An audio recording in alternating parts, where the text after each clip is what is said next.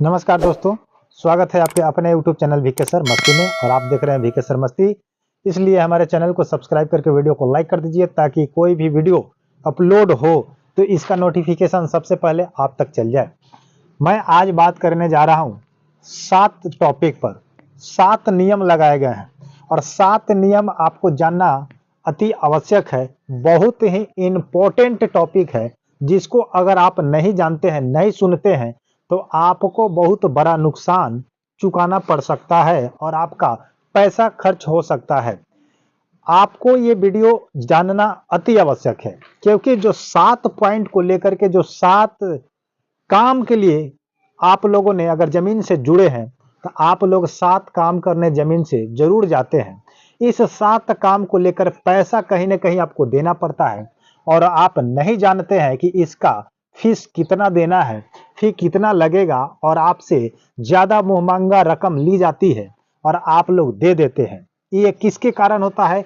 नहीं जानने का कारण, आपकी जानकारी नहीं है इसके कारण। अगर आप जानकारी सही रखते हैं और आप हमारे चैनल के माध्यम से अगर प्रत्येक दिन वीडियो देखते हैं तो आपको कहीं भी एक्स्ट्रा चार्ज और एक्स्ट्रा पैसा देने की आवश्यकता नहीं होगी क्योंकि हम लोग प्रत्येक दिन पल पल की अपडेट की खबर को लेकर के हम लोग अपने चैनल के माध्यम से बताते रहते हैं और आगे भी बताते रहेंगे। इसलिए आज हम बात करेंगे 7 पॉइंट पर जिसको भूमि लगान, जो भूमि राजस्व विभाग का काम है, उन्होंने ये इसको पारदर्शिता की है और उन लोगों ने बता दिया है कि अब आपको किस काम के लिए कितना पैसा देना होगा।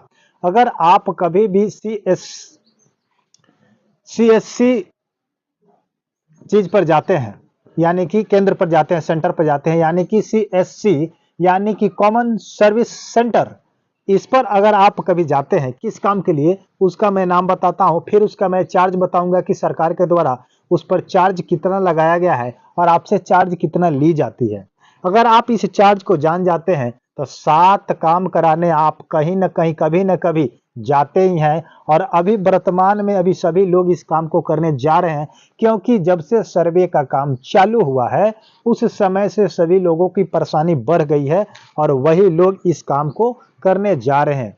सबसे पहले मैं बात करता हूं कि जैसे आप कहीं जाते होंगे पंजी 2 देखने, यानी कि रजिस्टर 2 देखने, उसका पैसा आपसे बहुत ज्यादा लिया जाता है और सरकार के माध्यम से क्या लगाया गया है इसको मैं बात करूंगा।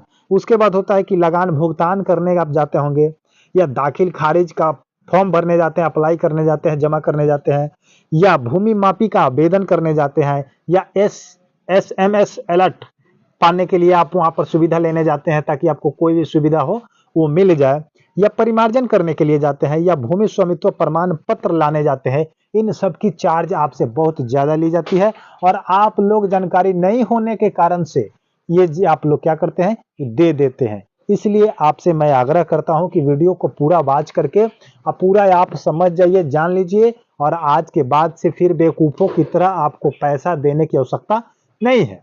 तो सबसे पहले मैं बात करता हूं कि अगर आप रजिस्टर 2 देखने जाते हैं किसी भी साइबर कैफे पर, यानी कि कॉमन सर्विस सेंटर पर, सीएससी पर, तो आपको वहां पर 10 रुपया का लागत है। आप 10 रुपया ही दे और आपका काम हो जाएगा।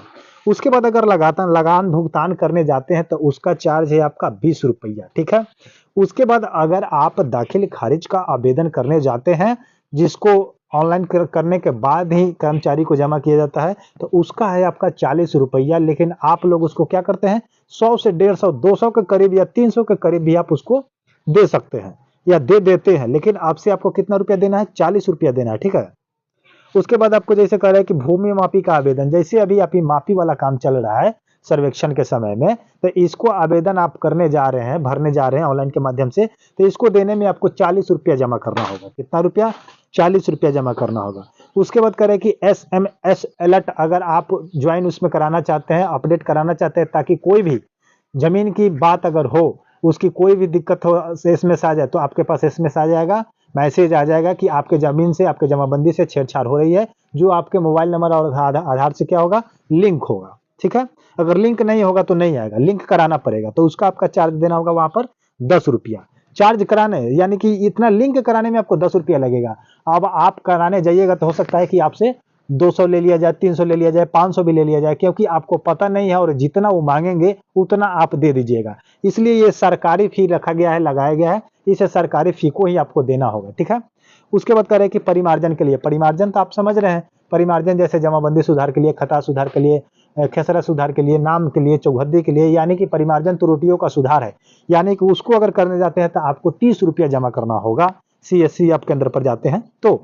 अगर भूमि स्वामित्व प्रमाण पत्र लेने जाते हैं, यानी कि किसी जमीन का डाउनलोड करवाना चाहते हैं, दस्तावेज होगा या खतियान होगा, उस चीज को अगर आप प्रमाण पत्र उससे डाउनलोड करवा करके अगर प्रिंट निकलवाते हैं तो उसके लिए आपको कितना होगा, आपको 15 रुपया देना होगा, ठीक है, 15 रुपया, इससे ज्यादा आपको नहीं देना होगा। अगर ज्यादा आप देते हैं तो आपका पैसा आप जाने, लेकिन जो गवर्नमेंट का, जो सरकार का नियम लगाया गया है वो चीज मैं आपको बता दिया हूं इस अपडेट के माध्यम से।